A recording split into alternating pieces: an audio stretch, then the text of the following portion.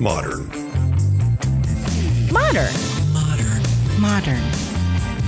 We're prepping for a voyage. Modern. The force of an old-fashioned equals whiskey mass times bitters acceleration. Why don't you make that a double? Modern bar cart. What's shaking, cocktail fans? Welcome to episode 171 of the Modern Bar Cart podcast.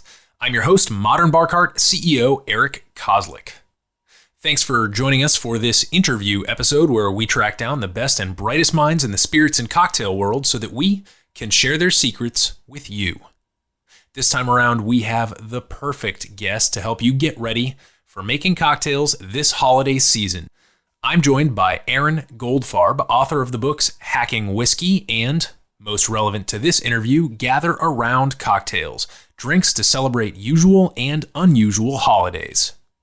Aaron has been one of the most prolific spirits and cocktail writers of the past 2 decades, and he's a self-professed eggnog fanatic, so you can imagine all the fun stuff we get into during this interview.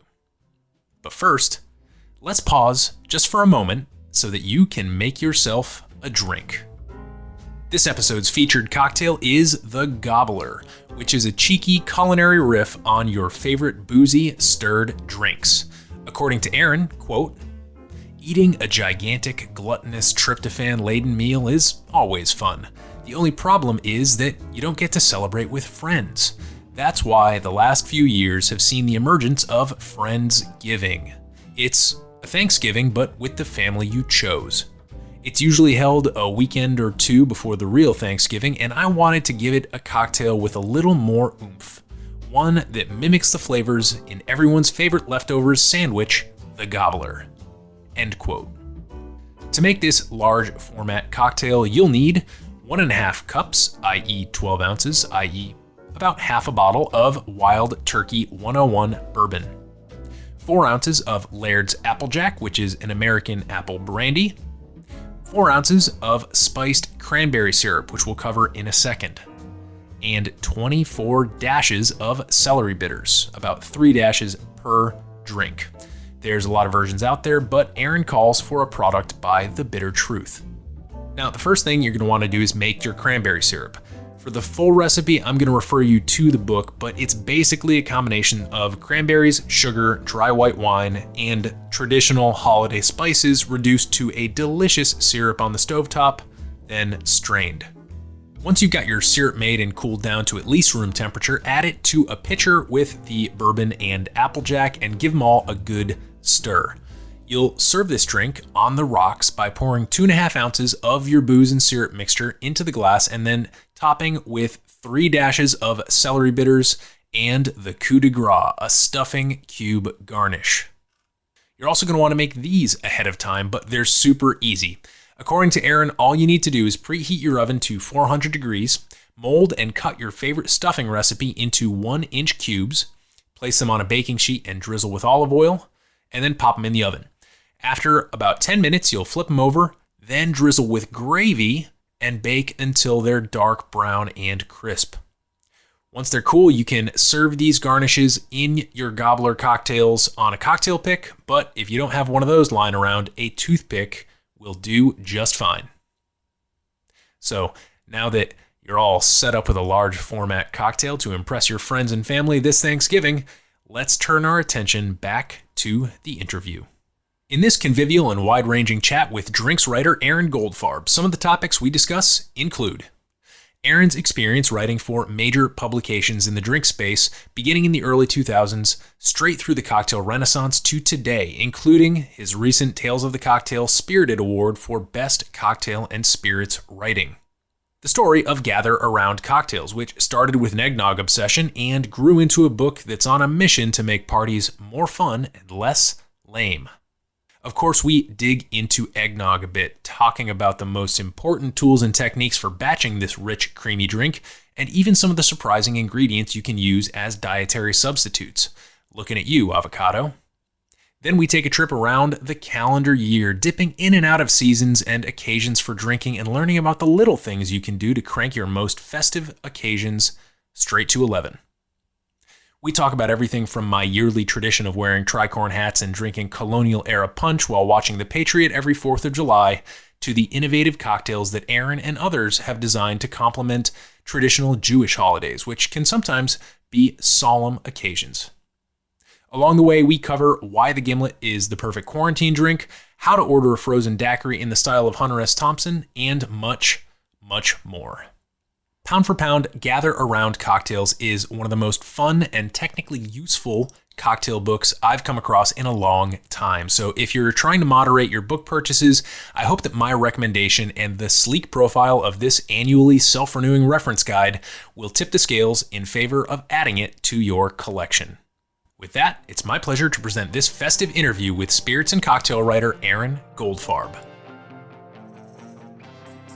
Aaron, welcome to the podcast. Thanks for having me.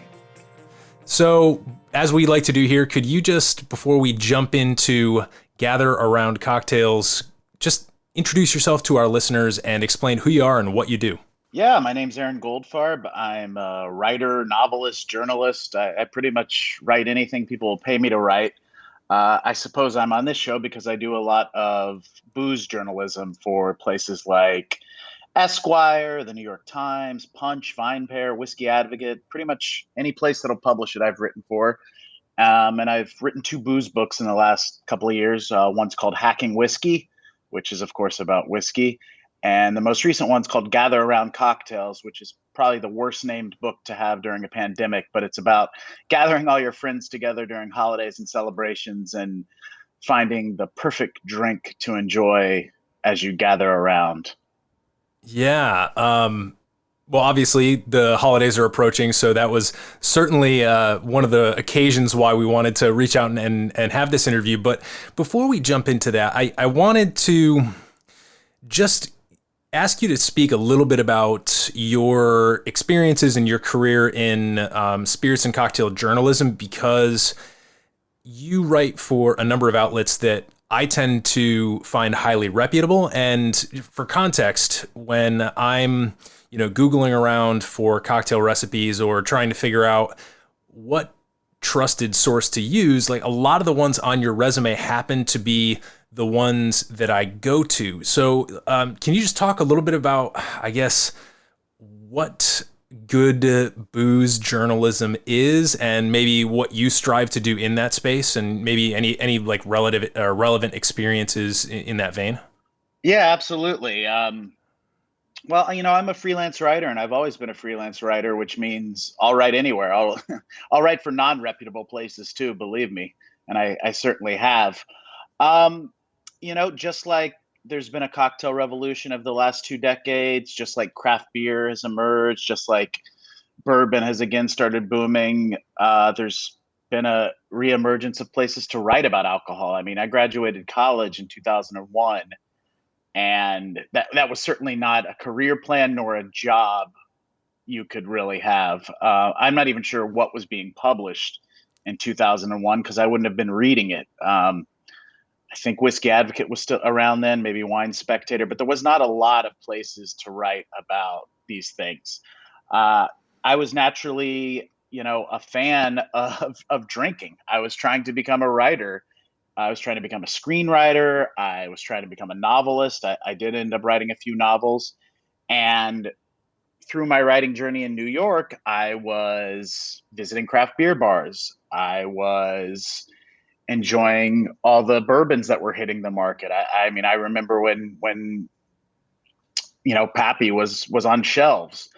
I was going to all the cocktail bars that were coming out in New York. New York was kind of where the cocktail renaissance began, right around the time I got out of college, in fact. And I certainly couldn't afford $15 drinks then, but I was lucky enough to have friends that would buy them for me. So, naturally, I built an expertise, or at least a knowledge, without much plans to ever write about it. And I kind of fell accidentally into it. I wrote a few novels, and Esquire liked my writing and asked me if I would be up for writing anything for them. And I kind of just appointed myself the guy who was going to write about craft beer at the time, which I was really into. David Wondrich was writing about cocktails then.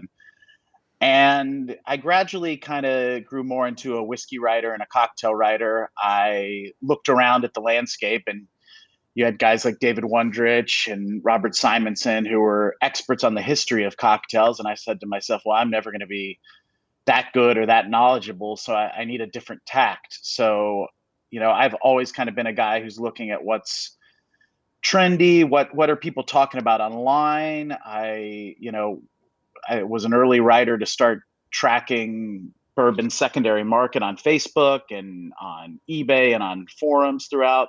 And that's kind of the niche I fell into. Yeah, I love that. I love that as you're talking about your career, you're like, well, I guess Wondrich and Simonson are over there, so I'll be over here. It's quite, for listeners, many of our listeners are familiar with those guys and their work, but it's, back in the time when you started, it was sort of a scarce landscape. And now both, I think the signal and the noise in the space are both stronger. And so it's not that you can't find good journalism out there. It's just that, I think you need to do a little bit of trial and error as a consumer, and you need to find the publications that tend to resonate with you. For me, Punch and Imbibe are sort of my two recipe publications. If I have a recipe, I'm going to compare the Punch recipe and the Imbibe recipe and see not so much what they differ on occasionally, but more what they have in common and sort of the historical high points that kind of get tagged along in there. And that is the 2 points that I normally use to make a line when I'm trying to advance a cocktail recipe on the podcast. So, the other thing I wanted to bring up is I recently listened to your episode on the Speakeasy. You're the recipient of a Spirited Award. I am, yes. For which, congratulations. Thank you. Do you have the plate? I do. All right, we're gonna see this plate here. I keep it close, much to my wife's consternation. Oh, there it is. I love it. Have you found any create? It feels pricey, but I looked it up. They don't cost that much to buy engraved plates, but Well, hey, it's more for the sort of the shock value, being like, yeah, look I got one of these things. Right. But can you just talk a little bit about that article and just tell folks what was so special about it? Yeah, I mean that article, I'm kind of acting silly with my plate here, and I feel kind of silly about winning it. Most of my articles I write, I do come up with the idea. This article, my friend Lizzie Monroe came up with the idea. She's got a good knack for knowing things I will do well with, and she doesn't even really have to tell me much other than, hey, go find Janae. And when she pitched that idea to me, I said, okay, this is going to be a real hit if I pull it off. I thought, why would Janae, a woman who's been mocked on the internet for 10 years, talk to me, talk to another hetero white dude who, if she looked him up, would see that he's written for all sorts of, clickbaity, bro-y type media over the last 10 years. So, and she was not easy to find, by the way, because she's changed her maiden name. But I found her, and I wrote her a very polite email. I said, I'd love to hear your side of the story. And she later on told me, well, you're the first person who ever asked to hear my side of the story. And she told me a great story, and I pretty much just wrote it down and put it in order. And it was one of the easier stories I've ever written. And it people loved it. People loved Janae, though. They wanted to know what was happening to her. So it became a minor sensation, and I'm very grateful so many people liked it. Yeah, and for context, for anyone who hasn't seen the article or heard of Janae was basically called in by Mahalo.com or something? Yeah. Some website that decided they want to publish a bunch of educational content on cocktails. And they did the thing where, you can pay people by the project, or you can pay by the amount of time. And they decided they were going to pay by the amount of time, which normally means it's going to be more expensive. But they decided they were just going to basically lock her in a room for 8 hours over the course of a couple days and do something like what was the number of cocktail recipes that they knocked out? It was 150 a day. Yeah. 100 cocktails on video. No good. They have reusing ice, just no like muddling with a wooden spoon. So we'll link to that article in the show notes page and probably at least one of those videos so that folks can go and see that. But basically, it was an early cocktail phenomenon that that drew a lot of eyebrow raises, but it also a lot of laughs. And so I think in that sort of weird alchemy of it gave it legs over the course of 10 years and made it one of the most popular, YouTube cocktail videos series of all time. So it just kind of shows the breadth and the scope of what we can write about in the spirits and cocktail world. It's not just, who's drinking what. It's, that there are other sort of cultural phenomena. And that's one of the things that I enjoy about your work. And I think that's a good segue to kind of talk about Gather Around Cocktails, because like the thing that I immediately enjoyed about the book is that you seem to have written it to solve a very specific problem. And I'd love to hear you kind of articulate that problem that you kind of announce in the introduction, and then, just give us the approach that you took in the book. Yeah. Well, so previously I'd written a book called Hacking Whiskey with this publisher Dovetail, and I had such a great experience, and the book did very well, and I got paid pretty well. And as my book tour was wrapping up, I said, oh man, I got to work with these guys again. That was really fun. It was fairly lucrative.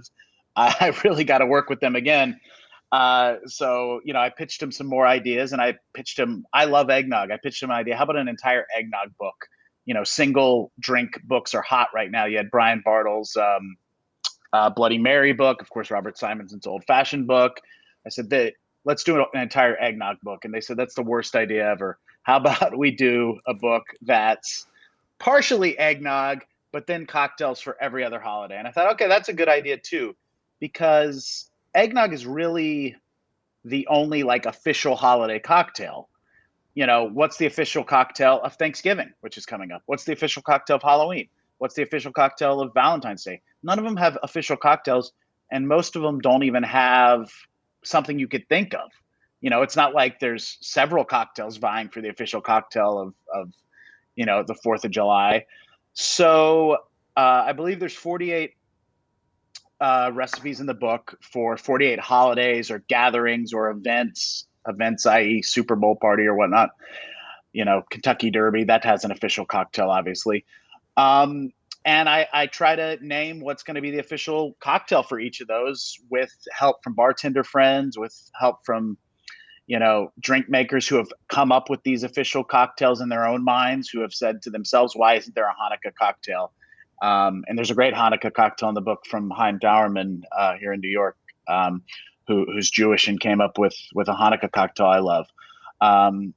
And any holidays that didn't have cocktails, I would try to come up with one myself. And there's certainly some cheeky holidays in there. There's, holidays that probably don't even need a cocktail, stuff like Yom Kippur. I'm not sure if that needed a cocktail, but, that adds to the fun and irreverence of what I was trying to accomplish. And again, beautiful photography from Dovetail Press, who did a great job with my previous book.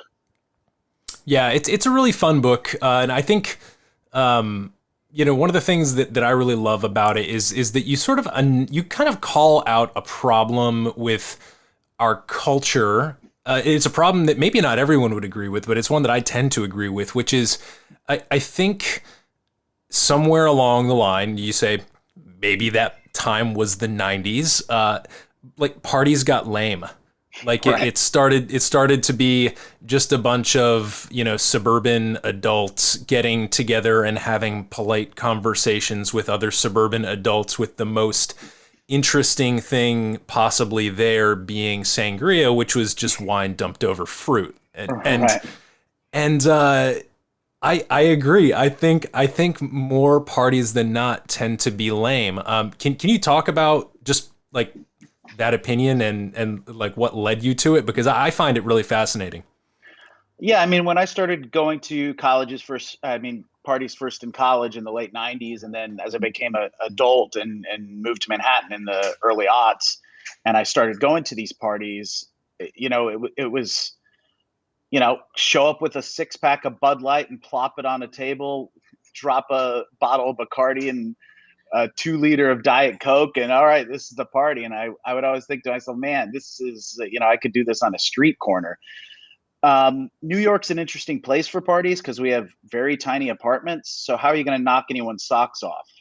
When I started living with my future wife in 2012 and we started hosting cocktail parties, I tried to put in insane efforts into always creating something for the party, whether that was a homemade eggnog, which you still don't really see a lot of people do, even though it's quite easy, mulled wine in winter, or, just putting out a big punch.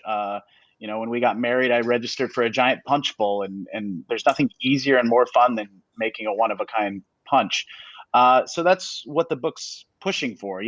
Don't just plop a few bottles of $20 wine on your table and open a bag of Tostitos and call that a party. Try to think of something clever. Try to put some effort in. Try to give people a reason to go, wow, that was cool. I've never seen something like that before. Every year around the 4th of July, my good friends and I, we get together and we watch Mel Gibson's The Patriot. And Nice. In addition to the quantities of light beer or cheap lagers that are consumed, there is also I always go out of my way to make a traditional colonial era punch. So we have tricorner hats, we have traditional colonial era punch, and the other stuff, and I find that makes it for me. It's part of the ritual of doing that thing is the time I spend in my own kitchen creating that punch, batching it up, and thinking up like, all right, what am I going to do this year? All right, well, last year, we featured Jamaican Overproof. Maybe this year I want to feature like a Demerara or something along those lines. So even something like that, trying to impress the same people, even the same like 2 or 3 people year after year is enough of a impetus for me to sort of like get excited about the holiday. And even if the hangover the next day makes it really, really tough, it's still something that we all kind of, get on each other to continue doing year after year. And we've probably done it like 6 or 7 years in a row now. So that's my little holiday anecdote. But one thing I want to talk about with this book is sort of the format of it, because I find it really interesting. It's both encyclopedic in that it's a list of holidays, right? It's like a holiday and cocktail mashup reference guide, but it's also cyclical. And it's sort of like, it's almost like religious books are cyclical. The Bible, the various monotheistic religious texts tend to kind of circulate over the course of whatever the religious year tends to be. And I think it sort of follows that in a sometimes religious, sometimes just like Stonehenge cycle, like we're following the cycle of the season. So could you talk, like, was that an easy decision, like in terms of how to set that up, or did that come somewhere along the drafting process?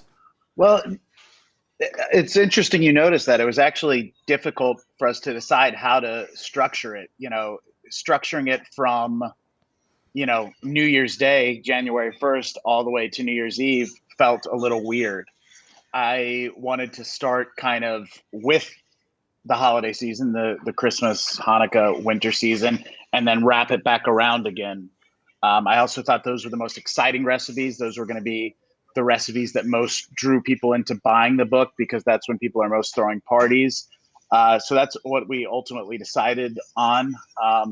I can't remember what the first recipe is in the book, but I remember it starts early with the eggnogs and wraps its way back around again to fall and winter and another year. Yeah, that was totally intentional.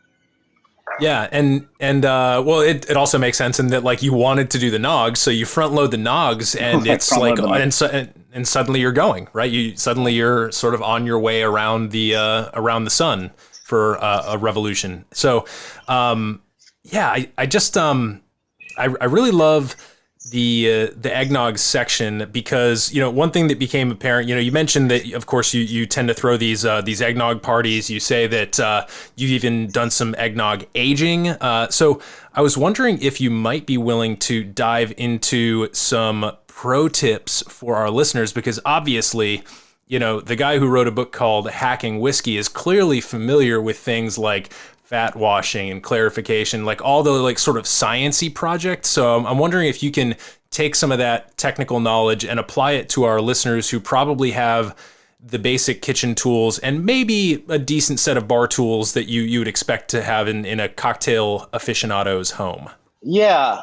Eggnog is kind of the one cocktail where you need more culinary tools or baking tools than bar tools. And I actually hate baking, so it's funny I love eggnog. A stand mixer is critical, unless, I think I say in the book, unless you have the forearms of Roger Nadal, because you're not going to be getting your egg whites fluffed up. So you need that.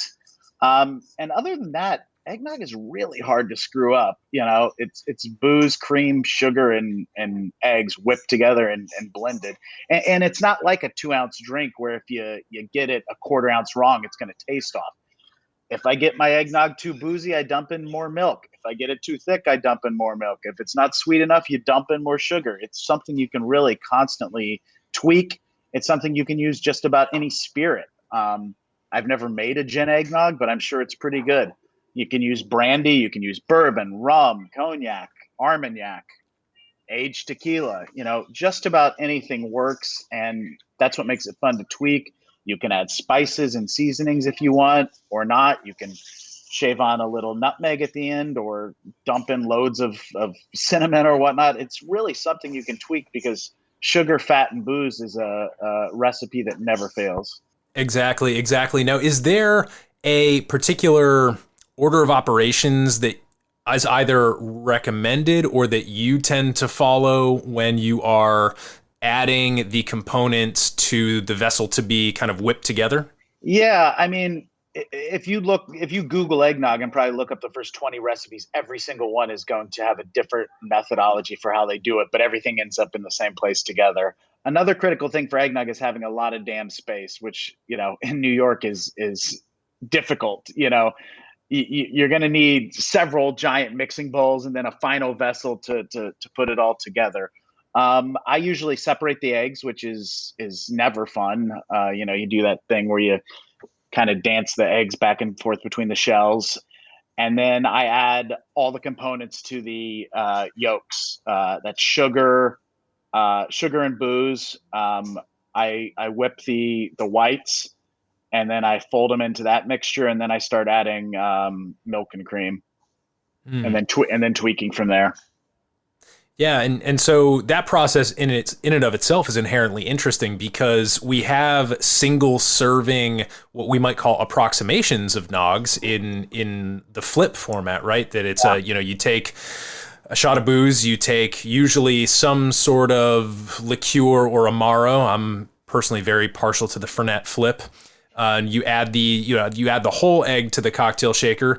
Depending on who you ask, you might do a dry shake. Depending on who you ask, you might do a reverse dry shake. There are many varieties of egg experience, but I do think that for people who are curious about the science of it and people who are interested in either formally or informally keeping track of the outcomes of their large format projects at home, I think that the separation of the whites from the yolks is, at least initially, a really good idea because it allows you to kind of isolate your variables and sort of see in real time as you fold in those egg whites, well, what happens? And I think that's, from the technician's standpoint, a glimpse into the cocktail shaker. When the cocktail goes into the cocktail shaker, you don't know what's going on. It's getting beaten up in there. It's getting diluted. It's getting mixed, but you can't really see what's going on visually. And so I think what's compelling to me about the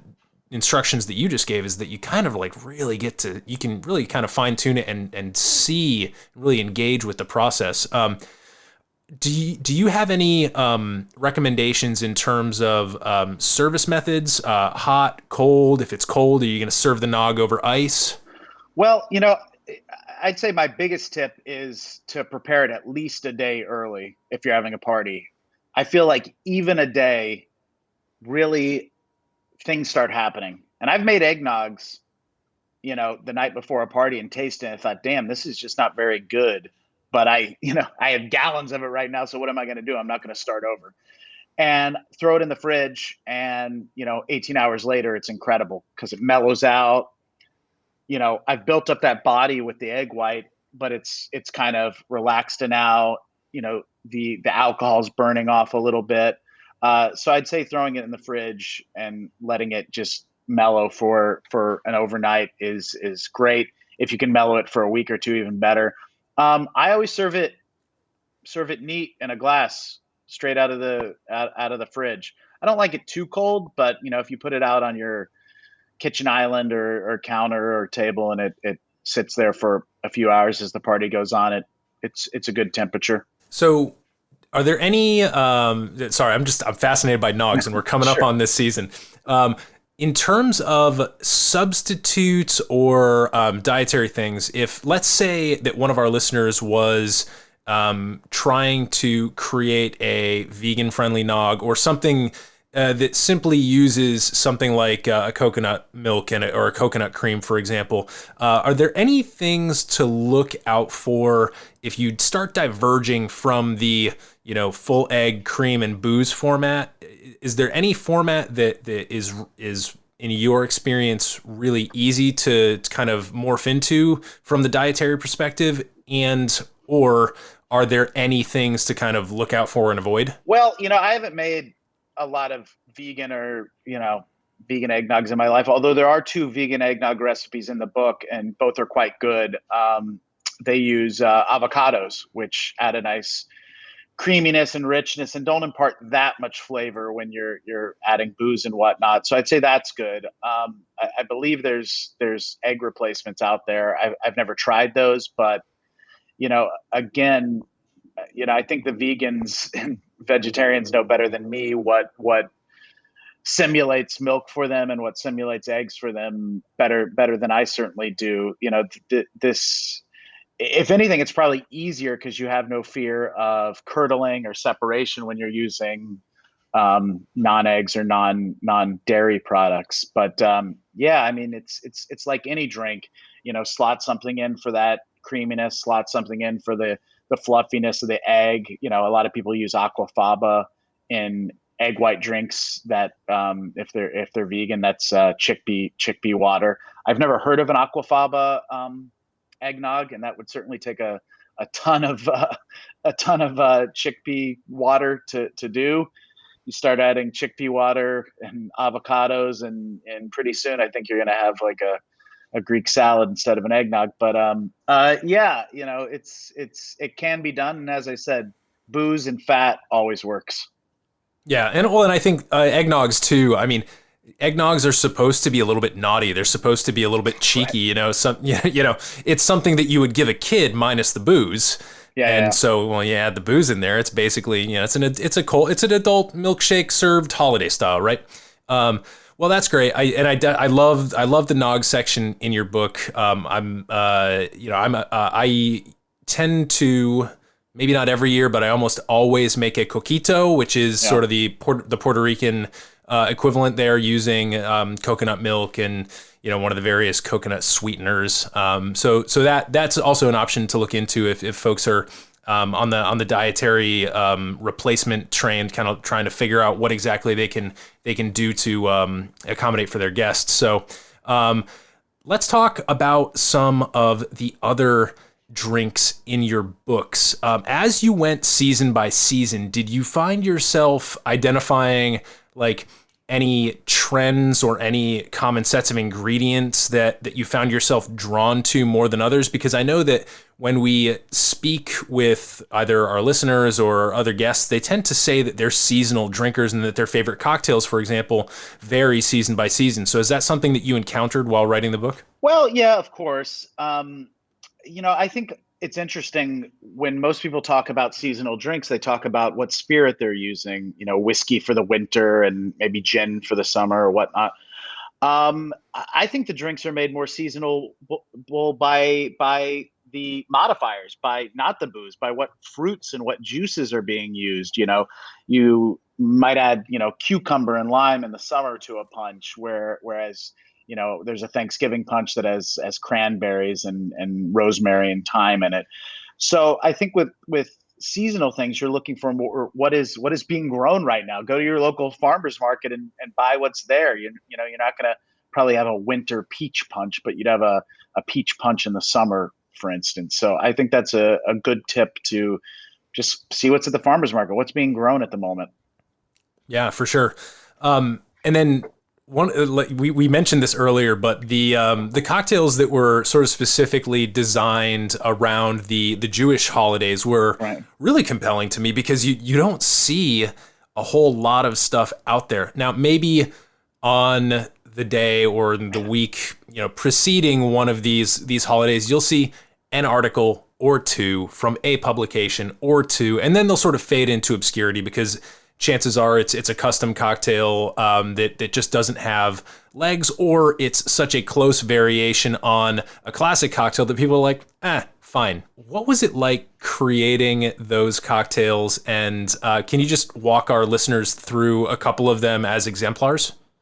Yeah, absolutely. Well, I'm Jewish, if you couldn't guess from my last neg and my love of eggnog. I love eggnog because I was, denied it as a young Jewish boy. So, but having said that, I'd also love some Jewish drinks for Jewish holidays, and even though people don't believe it, Jews actually do like to drink a lot.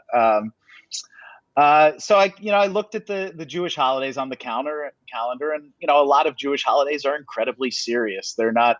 We don't have mascots like the Easter Bunny or Santa Claus. We don't have giant spreads at Duane Reade with candies and pastels and whatnot. They're very serious. They're holidays where you don't eat food for 24 hours or you're in synagogue for 6 hours. So I had to identify the holidays where you'd even have the possibility of drinking. Hanukkah is an obvious one. And as I mentioned, Chaim Dauerman's cocktail, which is meant to replicate a suffragette. I don't even know how to pronounce it. I'm a Jew. It's the fried jelly donut. That's kind of the second most favorite food stuff after latkes for Hanukkah, and it's a quite easy cocktail to make, both single serving and batched, and I enjoy that one. What else did I have? Purim is actually the Jewish drinking holiday. You're supposed to drink so heavily that you forget all the grievances held against us. So for that one, I said to myself, well, Hamantaschens are the most famous thing we eat on Purim. I wonder if anyone on planet Earth has ever made kind of a drinkable Hamantaschen. And I found this woman in Ohio who actually did. So that was just send her an email and let's get you in the book. She makes cocktail flavored Hamantaschens. Those are the kind of triangle cookies, if you are not Jewish, which are typically in kind of boring, like grandma flavors like poppy seed and prune and whatnot. So she makes like daiquiri Hamantaschens and margarita Hamantaschens, and on the reverse, she makes cocktails that resemble those. And then what's the other holiday I have included? Can't remember. Oh, Passover, of course. Passover is another holiday where we're supposed to drink 4 glasses of wine during the Seder. Well, I'm not really a wine drinker. And a lot of younger people aren't. So I said to myself, what if there were 4 perfect cocktails we could drink during the Seder? Now, this is one I came up with myself, and Passover has lots of rules. You actually can't drink grain-based spirits on Passover. You can't eat bread. You're not supposed to eat leavened bread. You're supposed to eat matzah, of course. What you can drink is agave spirits, because that's not grain. So I made essentially a New York sour using tequila. Egg white. Eggs are a big part of the Seder plate, so that's an egg white drink as well. And then I made a haroset syrup. That's a kind of fruity little berry dish that's a side. And then it includes a float of kosher wine. So you do get a little wine in that cocktail. I love it. Did you ever think to include a hangover after or a hangover remedy after the Purim section? A hangover after the Purim section. No, that's a good idea though. Yeah, maybe for the next printing of the book, you're gonna want to do that, because if I've got Aaron Goldfarb encouraging me to get hammered on the day that I'm supposed to get hammered, I'd like a little bit of assistance the next day. Yeah, absolutely. Cool. I guess the next thing that we need to ask, kind of wrapping up here, is you've got all these holidays, both religious and secular, both major and minor. We've got the Groundhog Day cocktail that can be served warm or cold, depending on whether or not whichever rodent is currently the artist known as Puxatawny Phil sees his shadow, Right. which I love. So it gets as trivial as Groundhog Day and as serious as the Jewish high holidays and everything in between, both national and non-national. Are there any holidays that you either had to omit, or that if you were to do another printing of the book that you would want to slide in there with a cocktail? Well, one of the toughest omittances was, and it had been written up and it had even been photographed, was another Jewish cocktail. I guess they didn't want the book to be too Jewish. It was actually for Yom Kippur. Yom Kippur is the holiday where we fast for the entire day. And at the end of the holiday at sunset, Jews have what's called break fast, where after not eating all day, they kind of gorge themselves on typical Jewish foods, but often bagels and lox and whatnot. So I thought, but there's never drinks at break fast. Maybe there's a glass of wine or something, but there's never drinks. So I thought, what about a cocktail that would be perfect for break fast? And it would supply you with the electrolytes you've been missing all day because you haven't been eating or drinking. And that would, of course, be a Bloody Mary topped with a bagel with lox, which is actually a cocktail made at a bar in DC. And it's not included in the book, but if you email me, I'll send you a picture of it. That's awesome. Yeah, we would love that for the show notes page. What bar do you know offhand? Geez, my mind doesn't work anymore because I drink for every holiday. It's I've forgotten. We'll find out, and we'll stick that on the show notes page along with the picture. And it just so happens that we're in the midst of a series. You mentioned Brian Bartles earlier. He's recently been on the podcast. We're in the midst of a series called Breaking Bloody here, where we're taking every ingredient of the Bloody Mary and just kind of going ham on it. So that's very exciting. We'll work that in to the show notes for sure. I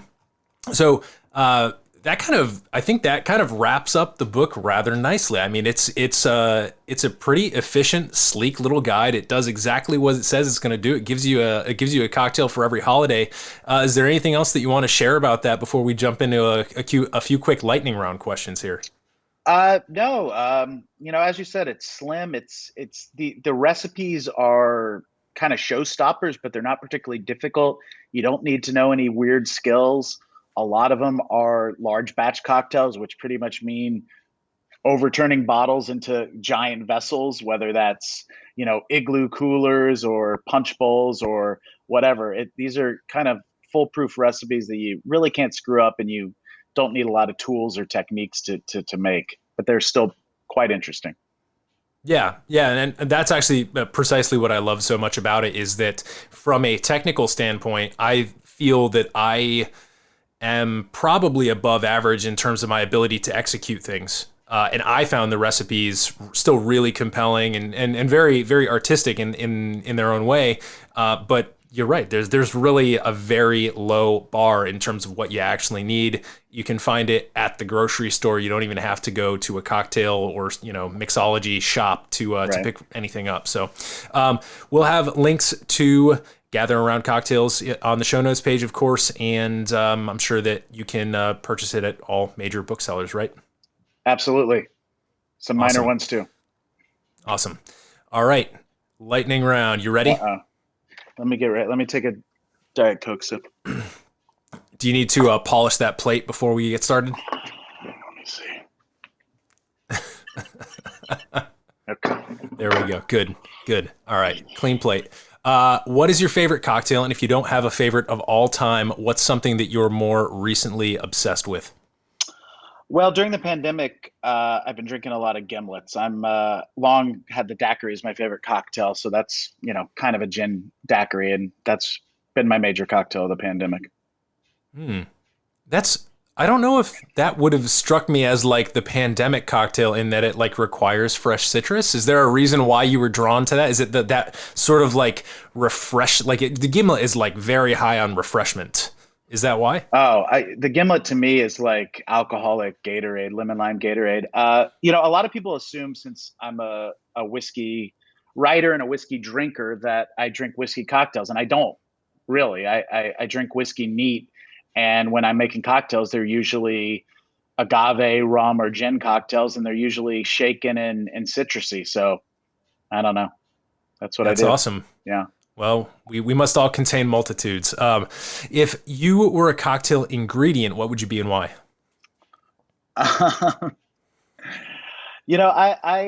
am a big fan of egg white. That seems like a funny answer after all the talk about eggs. It turns some people off, but it adds so much beauty and texture to drinks without adding any flavor. I don't know what that says about me, but I'd be egg white. That's fantastic. If you could have a cocktail with anybody in the world, past or present, who would it be? Where would you go? What would you drink? Just kind of paint us a picture. Oh, man. There's so many good answers. I should have thought harder about this. I mean, you could think about, with all the world's legendary martini drinkers like Churchill or whatnot, having like his 60-1 martini, or, drinking a daiquiri with Hemingway. I don't know. I think I once read a story about Tom Wolfe going out to dinner with Hunter S. Thompson, and Hunter S. Thompson just kept ordering rounds of frozen daiquiris, and he'd go another round and he'd polish them off. So I think I'd like to swap with Tom Wolfe there. That's awesome. Yeah, Hunter S. Thompson, he went hard, that's for sure. What's a common or traditional cocktail ingredient that you've never tasted, and why?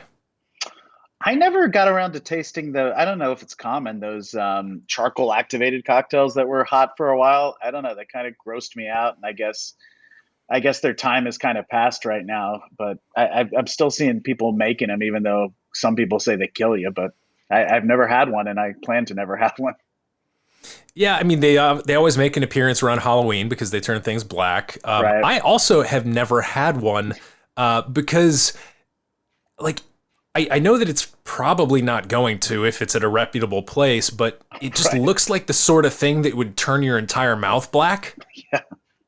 Yeah. So you don't want to like just like It's nothing appealing to me about them. Yeah, for sure. Last up here, do you have any unusual or controversial beliefs in the spirits and cocktail space?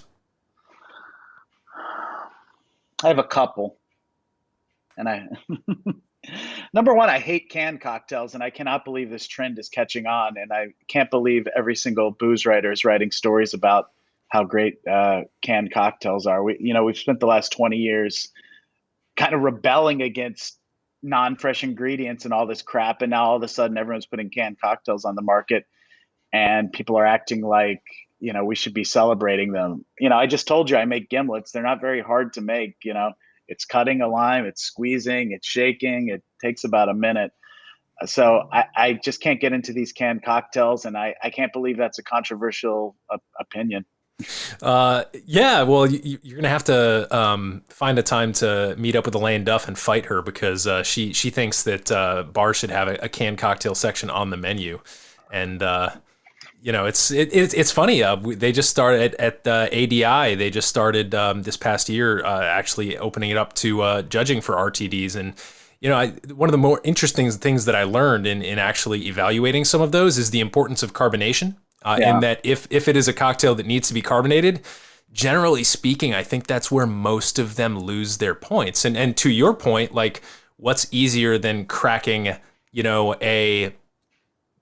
maybe a Topo Chico? Like, if you're a carbonation nut, like, go out of your way to get one of the more better carbonated waters that is still generally pretty available, and then making your nice highball with that, your booze, and maybe a pinch of salt. Like, I don't see too much more difficulty with that method rather than cracking open a canned cocktail or a canned highball, for example, and having a subpar experience. To me, the work to benefit, cost benefit ratio there is highly in favor of the DIY approach.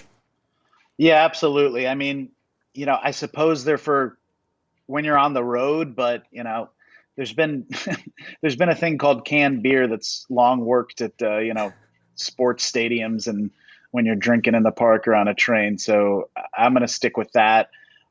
Really boozy canned cocktails are also weird to me. I just don't get them. I've never, felt like I needed to drink a Sazerac while I was, hanging on the street corner, but I don't know. They're doing well. And if they're making money for people that are struggling, that's fine. But I just don't get them. Gotcha. Well, you're certainly not alone in that camp. Even it's a very divisive camp, but you're certainly not alone on your side of that line. So, Aaron, thank you for your time today. For those of our listeners who want to jump on social media or the internet and give you a hard time about your stance on canned cocktails, where can they find you to yell at you? Well, what's going to happen is a lot of publicists are going to send me nasty emails over the next few weeks. But you can find me on Twitter, Aaron Goldfarb. I don't tweet anything controversial that'll get me canceled. So if you're coming for that, it's not going to happen. I'm on Instagram, also Aaron Goldfarb. I tweet pictures of the booze I'm drinking and whatever things my children are doing. So that's that. Awesome. So we'll have links to, of course, the book, of course, all of your social media handles on the show notes page over at modernbarcart.com/podcast. So please head on over there if you want to cruise along and check out some of the things that we talked about in this episode, as well as things like, pictures of the drink that didn't quite make it into Gather Around Cocktails. So Aaron, once again, thanks so much for being on the podcast. Absolutely. Thanks for having me.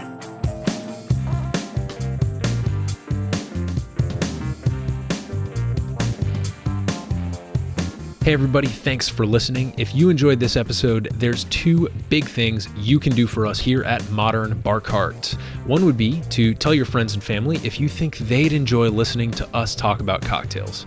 And if they don't download podcasts, they can always stream our episodes on their desktop directly from the show notes page at modernbarcart.com. The other thing you can do to help would be to head on over to iTunes or wherever you download your podcasts and leave us a review. 5 stars are great, but we're more interested in your feedback. And the beauty is, the more reviews we have, the easier it will be for other folks out there to learn about our show. We're trying to start a cocktail revolution here, and by spreading the word, you're helping us fight the good fight. You can always reach us by emailing podcast@modernbarcart.com if you're looking for cocktail or bartending advice, or if you're a pro who would like to pull up a mic and be interviewed for all to hear. Also, definitely follow us on Instagram and Facebook at Modern Bar Cart for cocktail porn, recipes, and entertaining tips. And keep an eye out for new product releases and special offers, which are happening all the time. We love our listeners, and we really enjoy giving you exclusive discounts and sneak peeks at our latest and greatest cocktail projects.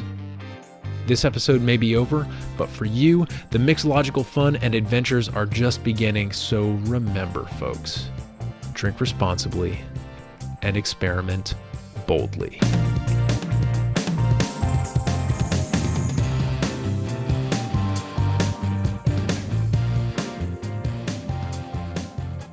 This episode was produced by Edie Frederick, with editing and sound design by Samantha Reed, holiday cocktail insights courtesy of Aaron Goldfarb, and a little bit of interview magic by yours truly.